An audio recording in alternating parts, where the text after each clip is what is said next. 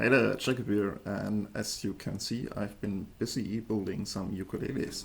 And maybe you remember this one I built last time. It was quite a while ago, almost a year. And yeah, back then I was quite happy with it, and it was the first try on a ukulele build. The main feedback that I got from people was that I simply make it bigger because yeah, most people play concert or tenor size ukuleles, and yeah, especially like guitar players that are used to much larger fretboards tend to like these little bigger instruments much better.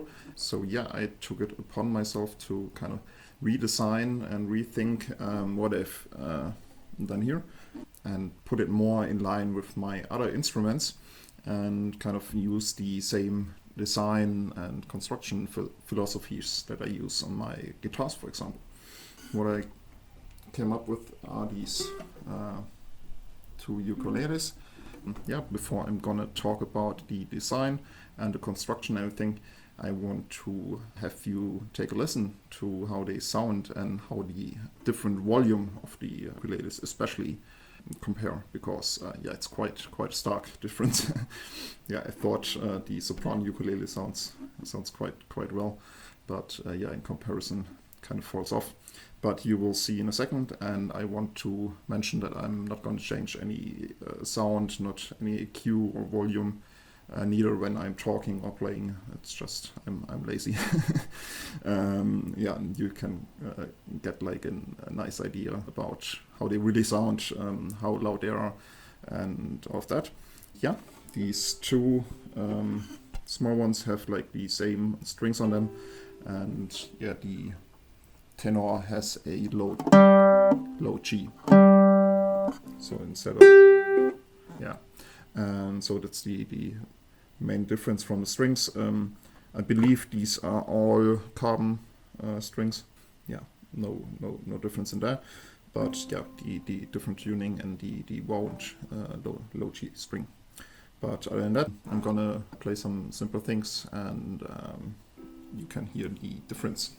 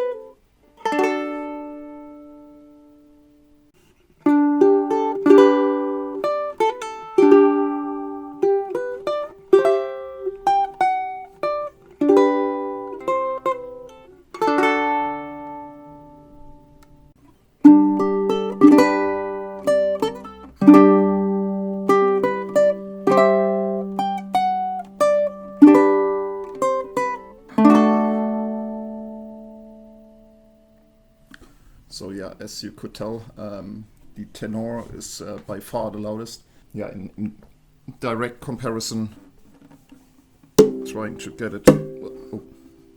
Hempstone is pretty durable. Yeah.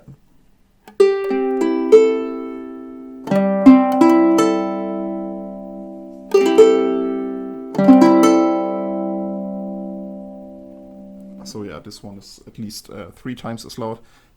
The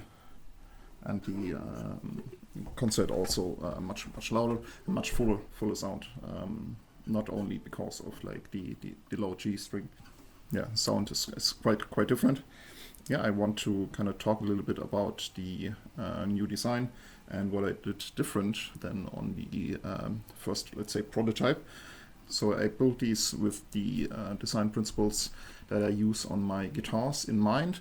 And mainly, it's of course the sound is coming from the top, and how I construct the top and the whole framing of the top. The main thing is all of these are double tops. Yeah, of course, I laminated the sopran like flat, like there's no arch, no dome, nothing in it. And on the new ones, I use my usual S-curve. So if you maybe have seen one of my other videos, I don't laminate them like flat or in a dome. I use like this S-curve. And here is like the mold for it, so you maybe can kind of see it better. And I put like this little dish behind the bridge and a little like hump before, so it got like this wave. And what it does is that kind of counteracts the string pull. So the string pull creates like this lever here, and it's kind of wants to tilt the bridge, and this tends to kind of lift off the back of the top, and in front it kind of pushes it down. And by laminating the opposite shape into the top, it kind of prevents that from happening already, so I wouldn't have to use any braces.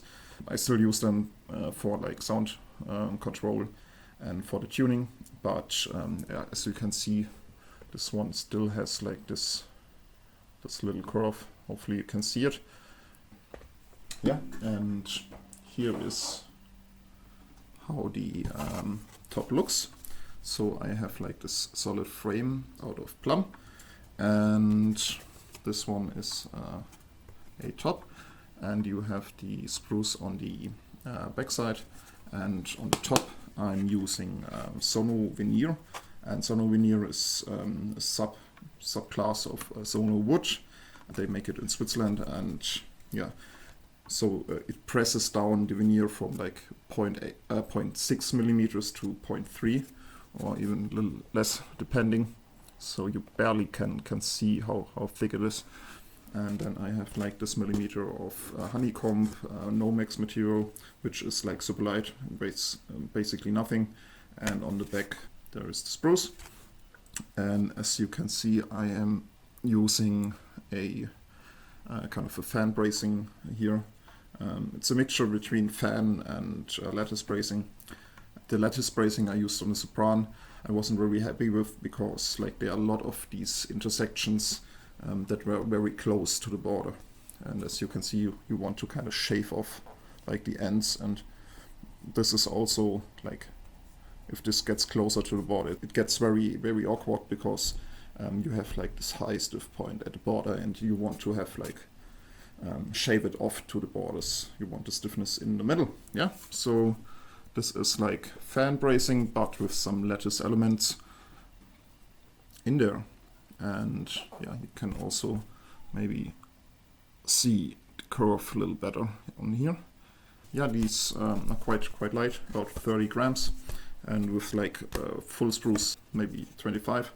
The bridge is maybe 5 grams, maybe 8. So yeah, it's very, very light top, very responsive. I think that's one reason. And the another reason, besides of course the bigger volume, which is the main reason. But on the construction side, I have like my frames, and these frames are meant to kind of act as a 360 bevel. So you have like this nice bevel here. You can lay your arm on it without getting like sore, and it also protects the instrument from like any hits, because it's very solid here. Also like the laminated linings underneath, very solid. And the other reason is tonal, and maybe you have heard of laminated sides or heavy sides, and the reason for doing that is to kind of stiffen up the board of the top and also make it heavier. So I think the weight is more important than the stiffness. So you have like this border around the top. The top is very light and loose, but the border is very like heavy and stiff. Same goes for the neck. You want the neck very, very stiff, so it doesn't vibrate, and also the head you want to be heavy. You want it to have some mass, and it's bad for like the neck dive, but yeah, it's good for the sound, good for the sustain, and you can hear like this sustain is pretty long.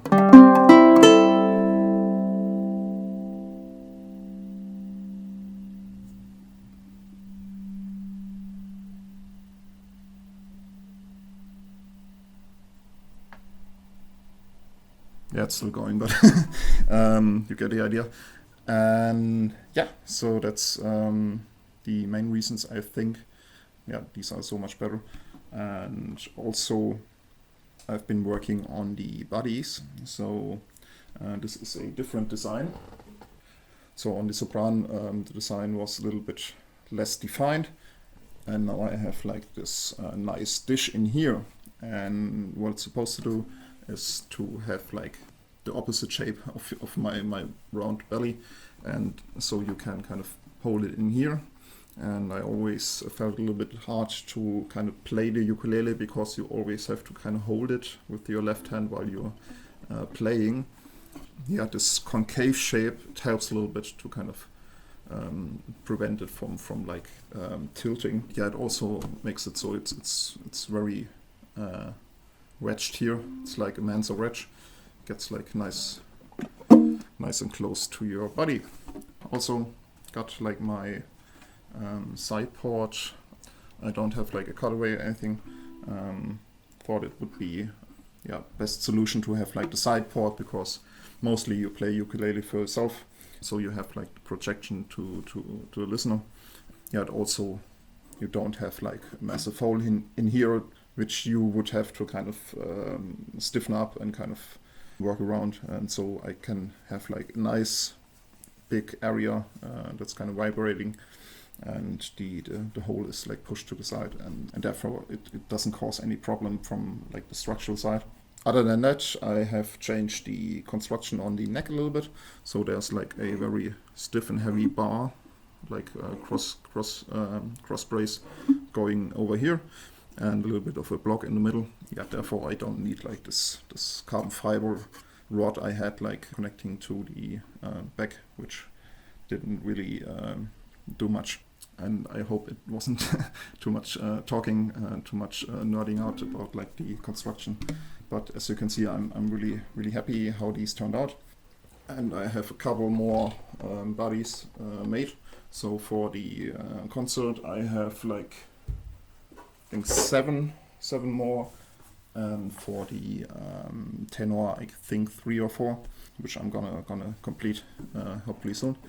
Other than that, thanks for watching, and please enjoy Patrick Wörner playing a medley with the 2 new ukuleles.